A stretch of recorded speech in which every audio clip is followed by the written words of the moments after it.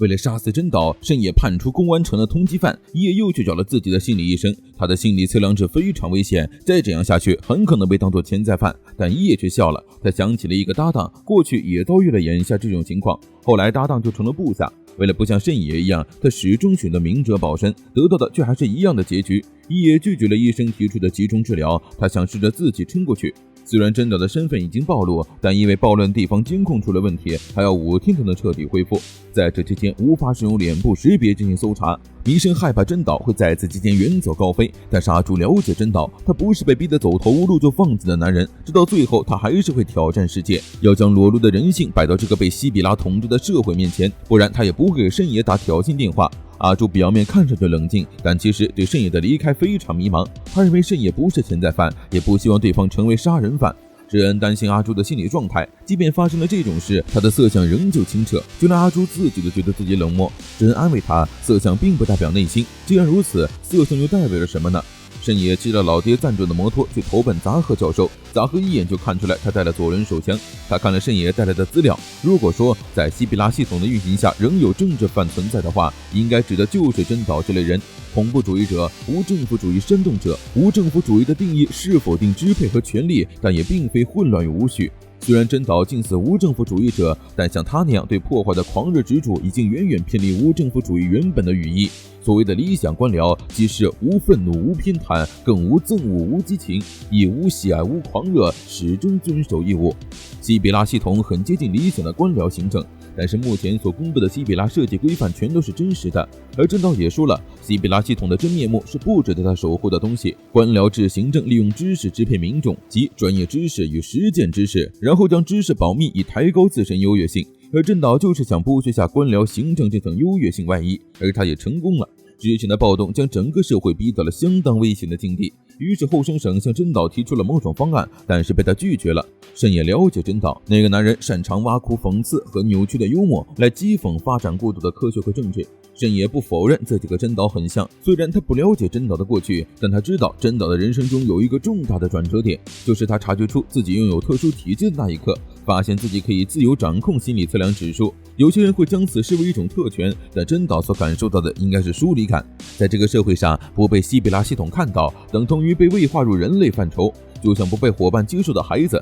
一野据理力争，从局长手里要到了深野的追捕权。毕竟如果是他们，还可以在攻击深野之前说服他。老爹只觉得一野天真，根本不应该和深野有牵扯，而且就算深野投降，也只会被送进监狱处死。要追捕深野的他们只能以命相搏，倒不如直接交给别人。一野很生气，反正老爹也是察觉到故意放走深野的，不仅不阻止，反而还羡慕地送他离开，就是为了让他去杀真岛。老爹也好，深野也好，一个个都背叛他，擅自走到了他的对立面。他们就这么想成为正义的伙伴吗？老爹说这不是正义，而是执念。就算知道有更明哲保身的处事方式，然而违背自己一贯的原则，就意味着看到某一瞬间会发现自己所坚持的一切都是谎言。他们有他们的坚持，一野也有自己的坚持，他一定会亲手逮捕深野。杂贺给深野看了通过海外多重匿名服务器代理运营的老式匿名论坛，用户大多是被西比拉系统判定为废物的人，大家痛恨西比拉系统，经常会上来发帖泄愤。杂贺在吃饭前发了一个新帖，问有什么办法能在5天内让西比拉系统完全崩溃，大家都当作玩笑，想了各种办法。深野和真岛是同一种人，他是不是可以从这些笑话里找到真岛的目的？很快一条帖子引起了深野的注意，以粮食不足引发西比拉系统的危机。如今摆在这个国家餐桌上的 99% 都是以超级燕麦为原料加工而来的食物，而现在日本仅仅依靠号称有着超高产量的转基因燕麦生存，如果能找到超级燕麦的致命点，就有可能将整个物种全部毁灭。这或许是真岛的下一个目标，因为人口的锐减及西比拉系统普及，大量人口朝着城市集中，但人能动，土地不能动。以耕地为基础的第一产业不得不转化为全自动操作，通过完善无人化农耕系统来种植基因改良过的超级燕麦。农业这一工种就算这个国家彻底消失了，如今整个北方无人居住，成为了巨大粮食生产基地。如果农作物的健康管理方面出了问题，作为单一品种的超级燕麦就很有可能因疾病受到毁灭性的打击，日本就不得不再度从外国进口粮食。过去的闭关锁国政策也必须做出改变。粮食不足则会导致全体日本民众的犯罪系数上升。如果解禁粮食进口，国境警戒必然松弛，再加上难民的涌入，这样一来，犯罪系数的测定将形同虚设。如果真等的目的真的是农业，就一定会寻求专家的帮助。慎也告别杂贺开始行动，但还是晚了一步。慎也已经找到了苍道魂防御病毒原副的人卷官教授。苍道魂防御病毒的安保体系漏洞明显，只要变更 DNA 测序仪的指令，就能随意更改攻击对象。到时候只要将清除目标从害虫改为小麦，就能一举摧毁全国农业。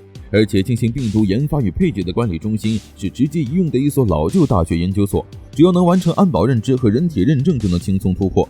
等到慎也赶到卷官家里，教授已经被真岛杀害了。与此同时，深夜加班的阿朱面前突然出现一辆无人机，支配者将他带到了诺纳塔被隐藏的地下。见到了西比拉系统真面目的阿朱几乎崩溃，他意识到秀星就是死在这里的，他没有犯任何错，仅仅是因为系统判定他能提供的社会贡献没有机密被泄露的他。出现西比拉系统无法解析其心理测量值的免罪体制者，在概率上是不可避免的。无论构建出如何坚固的系统，一定会出现不受系统控制的异端。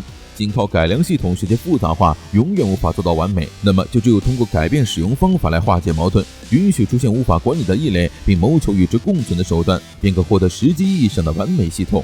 那就是将系统的运作交给不受系统控制的异端。这些大脑在拥有各自独立人格与肉体时，都是不受西比拉系统管理的免罪体制者，其中有很多远比真岛残忍的人。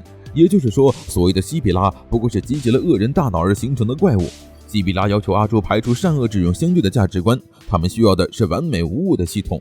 至于由谁掌控、如何运营并不重要，他们西比拉意志本身就是系统。个体的指向性越是偏离常规，就越能给他们带来新思路与价值观。所以真岛圣辉的特异性极其珍贵，可以成为他们中出色的一员。构筑和谐社会，消除所有的矛盾与不公，这才是全人类理性追求的终极幸福。这一点只有完美的西比拉系统能做到。阿朱三观彻底崩塌，不知道西比拉为什么要告诉他这些。西比拉知道阿朱在生理和情感方面厌恶他们，但他并不否认西比拉系统存在的必要性。如果没有西比拉，现有社会的秩序将不复存在。对阿朱而言，必要性大于正当性，所以他判定阿朱不会暴露这个秘密，让系统陷入危机。他认为现在社会的和平、市民的幸福和秩序带来的安定比什么都重要，所以不会拒绝带来这一切的西比拉系统。而这次见面的目的，就是为了和他缔结合作关系。刑侦一科陷入危机状态，由于深野的失控、一夜的消耗，团队已经开始呈现出功能不全的预兆。如果没有新的领导者或调查工作的主导权，对真岛的追捕就不会有任何结果。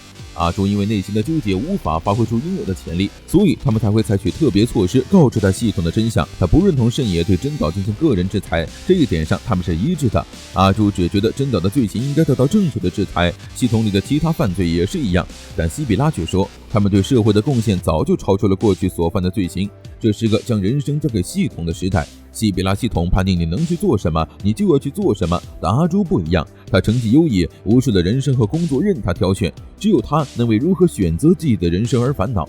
人生的价值、幸福的定义究竟是怎么做才是正确的？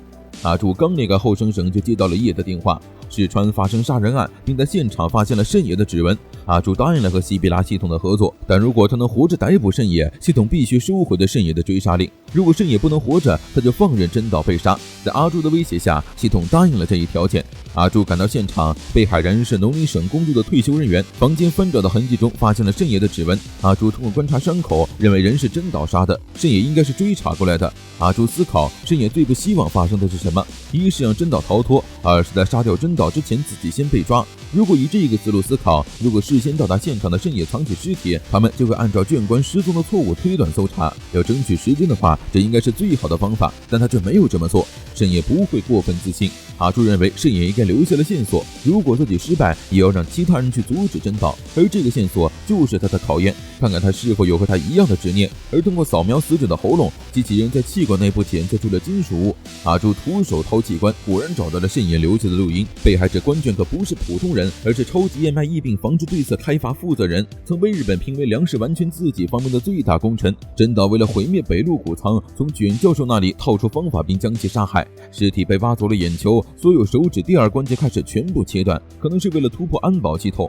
说明防盗设备不是音流扫描，而是依靠人体认证的老旧设备。而最有可能的就是管卷的研究团队曾使用过的，目前转为稻仓魂病毒的管理中心的出云大学实验室，那里就是真岛的目标。